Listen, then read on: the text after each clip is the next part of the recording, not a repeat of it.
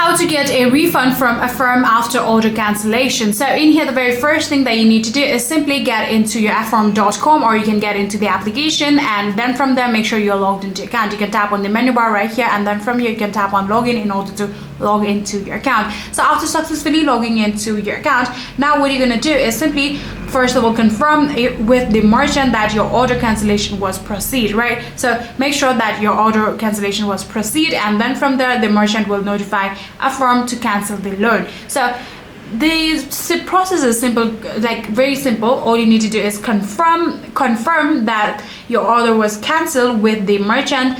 Then you can then the merchant will actually notify the Affirm, and any payments already made will actually be refunded directly to your payment method within 3 to 10 business days. And just like that, you'll be able to get your refund from Affirm after the order has been cancelled.